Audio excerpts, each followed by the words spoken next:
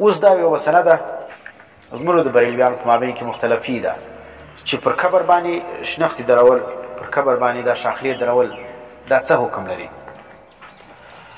نو موږ چې کوم دي هغه زموږ علما په دې باندې عمل نه کوي.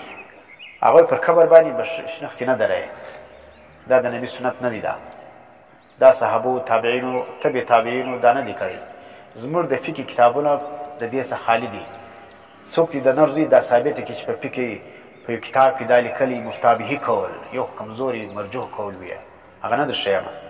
مرجوح اقوال چې راغلي په فقه کې بیخي ډېر دي، نه مفتابهي کول چې په هغه باندې فقهای احناف فتوا ورکړي. هغو دا لیکلي چې په قبر باندې دا شنختې درول یا دا شاخلې درول دا سنت دي یا مستحب دي. دا صحیح سلو. نو دا چې کوم دي دا خو زموږ په فقه کې دا شی نشته. اوس که ته وایې دلته په دې روایت کې راغلي دي چې نبی اسلام تېرېدي او نبی اسلام د دوه قبرو والا ولیدل او په عذاب باندې نو بیا چې کوم دي د عذاب څخه د خلاصوالي دپاره پر دې باندې هغه له کړه ماته کړه، شاخله یې ماته کړه، نیمه پرې ودرول، نیمه په بل باندې ودروله. نو دې وجې زه دا عمل کوم. نو دې خو یو اسانه جواب دا دی چې نبی اسلام ګوره یوه لښته ماته کړې ده، پر دوو قبرو یې درولې ده. ته په سنت عمل کوې. نبی اسلام خو یوه شاخله ماته کړې وه، نیمه پر یوه قبر درولې، نیمه پر بل قبر. بیا چې نبی اسلام درولې وله هغه د قبر پر کومه حصه یې درولې وه، سر ته یې درولې وه، کې پښو ته درولې وه، کې پر مابین باندې درولې وه. دا ته واضح کوي وار. دلته خو دا دی چې نبی اسلام ثم غرض فی کل قبر وینې واحدة، پر هر قبر باندې یوه شنخته د درختې د شاخلې څه به کړې وه دا ایښوله. او بل د صحابو دا طریقه چې کوم دا سوال دلالت کوي پر دې باندې چې دا د نبی اسلام سنت مستمره نه ولو. ځکه سنت هر هغه عمل ته وایي چې نبی اسلام یا صحابه کرامو همیشه کړي، په طریقه د عبادت باندې کړي، همیشه یې کړي. څه معنی دوام یا مواظبت یې کړي بغیر وجوبه، د لزوم په طریقه یې نه کړي، کله کله یې پرېښی وي. صحیح سلو. خو دوام یې ورباندې کړي. نو که نبی اسلام یا صحابو یو کار په طور د مواظبت باندې کړي، معنی پر کار باندې مواظبت کړي ولو بلا وجوبه، کله کله یې پرېښی و د یو عذر پر بنیاد باندې، نو دا ته سنت ویل کېږي. نو اوس که چیرې دغه شنختې درول پر قبر باندې دا سنت وایي، نو نبی اسلام صرف په ټول ژوند کې پر دا یوه قبر ولې ودرولې؟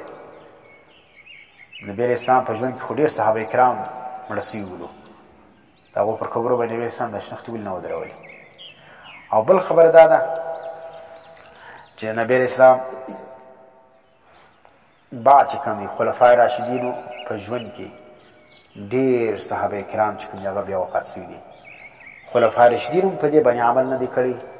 که دا سنت وایي، دا رقم ښه طریقه وایي چې په دې باندې د قبر عذاب د هر چا د لرې کېدلی، نو بیا صحابو ولې په دې باندې عمل نه کولی؟ دا نن چې دا شین ګوټیان اولاړېږي دا د نبي سنت دی، نبي اسلام عمل ورباندې کړي، موږ هم ورباندې کوو. او بیا چې څوک یې نه کوي هغه ته وهابیان وایي، په هغه باندې فتواوې لګي، وایي نوي دین یې راوړی دی. نو صحابو په دې باندې عمل ونه وکړي. که ته صحابه خو د ګناه یو معاف سوي ویلې، په دې وجه باندې پر صحابو نه درېدل، دا ټیک دی. راس تابعین لره تابعینو امام ابو حنیفه صاحب رحمت الله علیه، امام شافعي صاحب، امام احمد صاحب، امام مالک صاحب، دا رقم سفیان ثوری، وینې دا رقم نور تابعین د هغو په ژوند کې مړي سوي دي، هغو ولې نه ورباندې درولې؟ هغه خو نو د ګناه څخه معصوم هم نه ولو، محفوظ هم نه ولو. د هغو پر قبرو باندې ولې تابعین نه دي درولي؟ بیا تبع تابعین ژوند نه راسه هغو ولې نه دي کړي دا کار؟ هغو ته نو معلوم د حدیث، هغو نو ویلې، په هغو کې ګناهګاره نو موجود.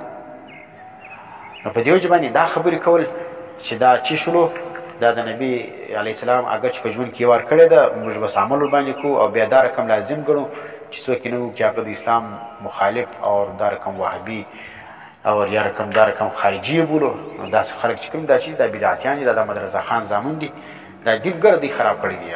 او بل ته معرف السنن لیکي د دې حدیث لاندې هغه اتفق الخطابي والطرطوشي والقاضي عياض على المنع، و اتفاق کړی دی خطابي صاحب، علامه طرطوشي صاحب او دا رقم قاضي عياض رحمت الله علیه، هغوی منع دی چې پر قبر باندې خلک دغه شنختې ودري، دا شاخلې به نه دري.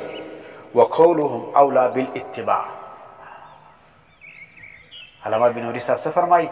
وایي قول د دوی چې کوم دی دا په اتباع کولو کې اولاد دي، معنی پکار دي چې د دې علماو چې دا څوک د دې خبرې سمنه کوي چې پر خبر باندې درختې مه دروئ دا شنختې مه دروئ د دې خلکو خبره دا ومنل سي دا اولا بالاتباع ده ځکه د دې د وجې وایي بیا ډېر بدعات چې کوم هغه بیا نور فتنې راپورته کېږي نور بدعات چې کوم د هغې ایجادي لکه اوس چې خلک څه کوي دغه شخلې جایز ولې او دا خلک ورباندې دروي نو بیا دغه وروسته چې کوم هغه خلک بیا ګلان ورباندې اچي یا دغه وروسته چې کوم خلک پوشونه ورباندې اچي بیا خلک چې کوم هغه پخوي هم وینئ څوکه دا بیا نور بدعات ورباندې راځي ځکه دا د بدعاتو دپاره یو کوچني دروازه ده که ته چیرې دا دغه کې عمل ورباندې شروع کړې نو بیا چې کوم نور بدعات چې کوم هغه هم بیا ورباندې راځي او بل ته د عذاب چې دی هغه ورباندې دغ سوی ولو سپک سوی نبي علیه السلام د دا د وجې درو کېدی چې زموږ مړین په عذاب اخته وي او الله د دې د وجې د عذاب ورسپک کړي نو دلته محدثین لیکي وایي دغه چې ولو دا د دې د وجې نه و چې دغه